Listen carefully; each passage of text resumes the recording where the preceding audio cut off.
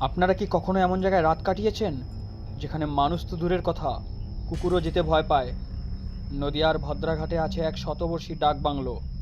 স্থানীয়রা বলে ওখানে রাতে মানুষের পায়ের শব্দ শোনা যায়, অথচ কেউ নেই।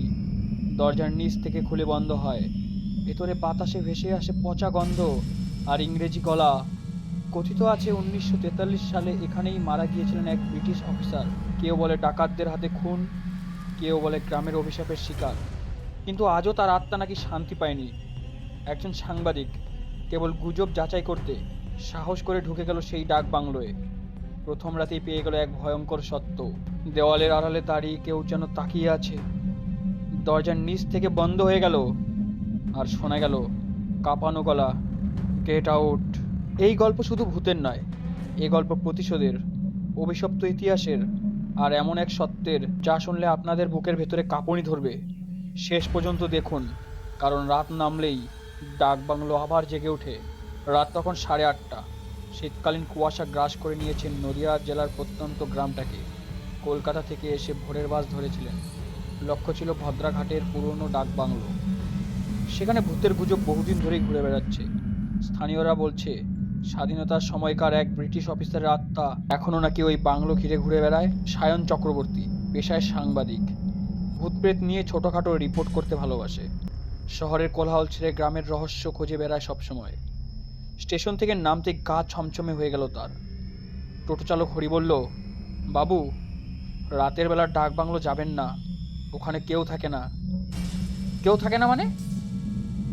যে থাকে সে মানুষ না। সায়ন হাসতে হাসতে হরিকে বোঝালো, আমি সাংবাদিক, এ ধরনের গুজব খুঁজতে এসেছি। ডাক বাংলোটাকে বাইরে থেকে দেখলেই কাঁপুনি ধরবে। ভাঙা সিঁড়ি, খসে পড়া দেওয়াল, জানালার শিক ভাঙা, দরজায় তালা নেই, যেন ইচ্ছে করেই ফেলে রাখা। ভেতরে ঢুকতেই নাকে এলো এক পচা গন্ধ। কেরোসিনের লণ্ঠন জ্বালিয়ে সে ঘুরে দেখতে লাগলো। একপাশে ভাঙা সোফা, ছেঁড়া কাপড়, দেওয়ালে ঝুলছে ব্রিটিশ আমলের ফিকে ছবি। ছাদের কোণে বাদুড়ের ঝাঁক। ঠিক রাত 9টা বাজতেই হঠাৎ বাইরের কুকুরগুলো একসঙ্গে হাউ হাউ করে ডাকতে লাগলো। জানালার বাইরে কালো ছায়া নড়ল। সায়ন নিজেকে সামলে নিয়ে ঘড়ির দিকে তাকালো। মনে হলো ডাক বাংলো যেন জীবন্ত। দেওয়ালের ফাটল দিয়ে হাওয়া ঢুকে কান্নার মতো আওয়াজ তুলছে। রাত প্রায় 10:30। নোটবুক খুলে দেখছিল সে।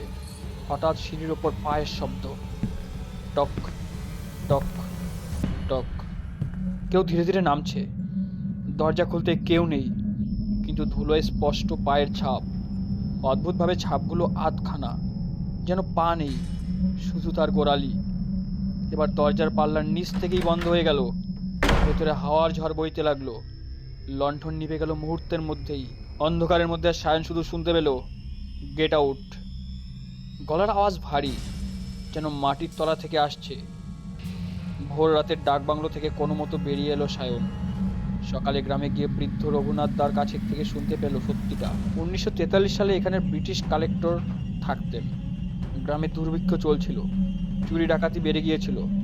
এক রাতে ডাক বাংলোয় ডাকাতরা হামলা করে।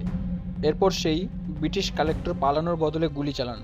পাল্টা গুলিতে তিনি নিহত হন। কেউ বলে ডাকাতরা তার লাশ বাংলোর কুয়োয় ফেলে দেয়। তারপর থেকে নাকি তার আত্মা শান্তি পায়নি। রঘুনাথ দা বললেন, যে কেউ ওই বাংলোয় রাত কাটাতে যায় সকাল অবধি বাঁচে না। সায়ন হেসে উড়িয়ে দিল, কিন্তু অন্তরে কাঁপুনি রয়ে গেল তার। পরের রাতে সাহস করে আবার ঢুকলো। ক্যামেরা, রেকর্ডার সব চালু করলো সে। রাত 12টায় হঠাৎ দরজার বাইরে কড়া নাড়ার শব্দ। সায়ন দরজা খুলতে দেখলো একজন ব্রিটিশ অফিসারের ছায়া, ধুলো জমা টুপি, হাতে পিস্তল, তার চোখ দুটো রক্তলাল। সে সঙ্গে সঙ্গে চিৎকার করতে লাগলো। মুহূর্তেই সব দরজা জানালা বন্ধ হয়ে যেতে লাগলো। হাওয়ায় ঝাপটায় ক্যামেরা উড়ে গেল মেঝেতে।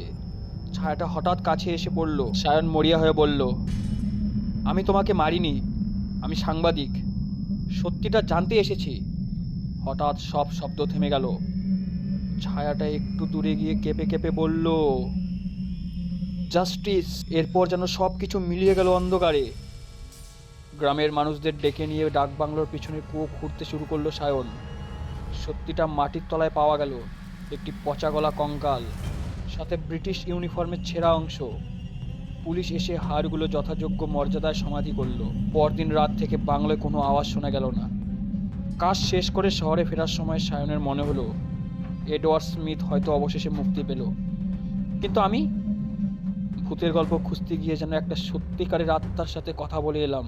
ডাকবাংলো এখনো ভাঙা নির্জন, তবে গুজব আর নেই, কিন্তু মাঝে মাঝে সায়ন স্বপ্নে শুনতে পায়, থ্যাংক ইউ।